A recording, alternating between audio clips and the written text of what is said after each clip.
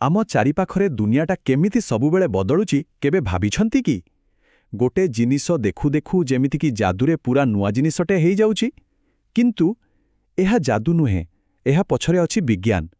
तेबे आसंतु एही रोमांचकर रूपांतर पछर रहस्यकू एकाठी खजिबा। अच्छा गोटे कथा भाबिबा क्षीर खटा होइथिबा लुहा कंटारे कलंकी लागिबा आउ आमे खाउथिबा खाद्य हजम हेबा ए तीनिटा घटना भितरे कौन किछि सामंजस्य थाइपारे शुणिले बोधे टिके आश्चर्य लागिबो किंतु हाँ ए सबु पछरे गोटिए ही वैज्ञानिक प्रक्रिया काम करुछि।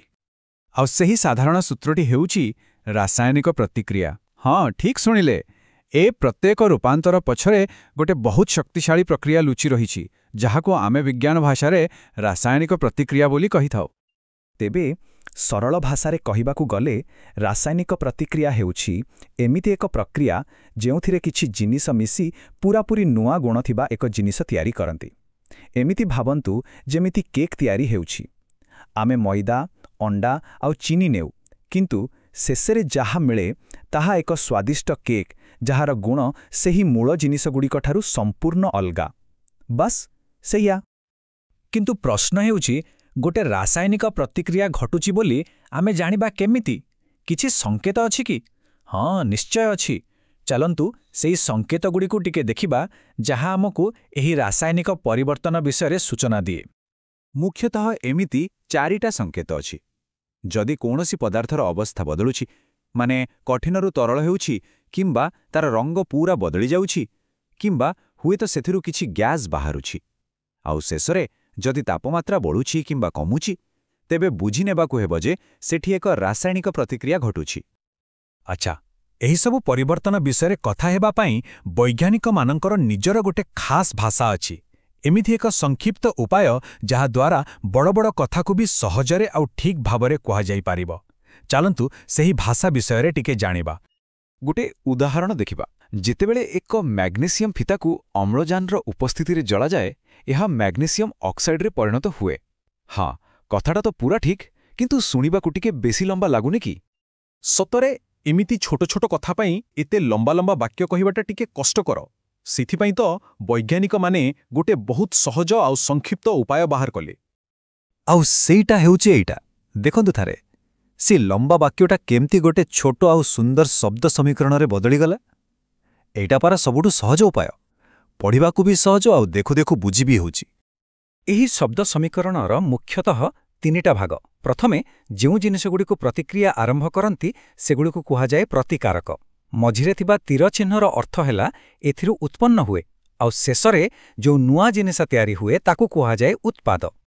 तेबे प्रतिकारक हैला आमर मूल सामग्री आम केक उदाहरण रे जेमिति मैदा आउ चीनी एगुड़िकरु ही सबुकिछि आरंभ हुए आउ मने रखिबाकू हेबो एगुड़िक सबुबेले तीरा चिन्हर बाँ पटे लेखा जाए।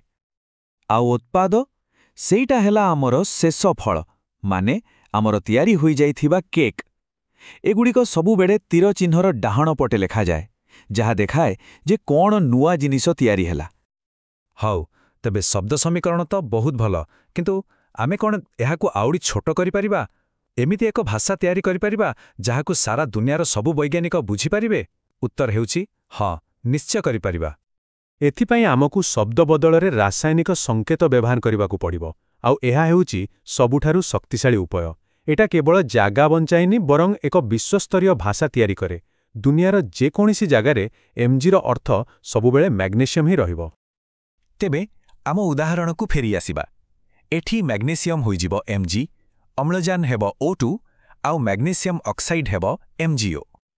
आउ एई देखंतु आमर शेष सांकेतिक समीकरण पूरा प्रतिक्रियाटा आरंभरू शेष जाए मात्र केईटा अक्षर प्रकाश होइगला। एईटा ही तो रसायन विज्ञानर सौंदर्य आउ तार शक्ति। तेबे आसंतु एपर्यंत जहा सबु आलोचना हेला ताकू थरे संक्षेपरे देखिनेबा। आमे केमिति गोटे वास्तव घटना को देखी सेठारू एक वैज्ञानिक समीकरण पर्यंत पहुँचिले सेही पूरा रास्ताटा को थरे मने पकेबा। आमर एई पूरा यात्राटा चारिटा सोपान रे सरिला। प्रथमे आमे वास्तव दुनियार गोटे परिवर्तन को देखिले। द्वितीय रे रासायनिक प्रतिक्रियार संकेत गुड़िकु चिन्हिले। तापरे सेटाको एक शब्द समीकरण रे लेखिले आउ शेषरे ताकू सबुठु संक्षिप्त सांकेतिक समीकरण रे परिणत कले। एही जेउ ढांचा ଏଇଟା କେବଳ ଗୋଟେ ସମୀକରଣ ନୁହେଁ, ଏହା ହେଉଛି ବୈଜ୍ଞାନିକମାନଙ୍କ ପାଇଁ ଏକ ଶକ୍ତିଶାଳୀ ମାଧ୍ୟମ।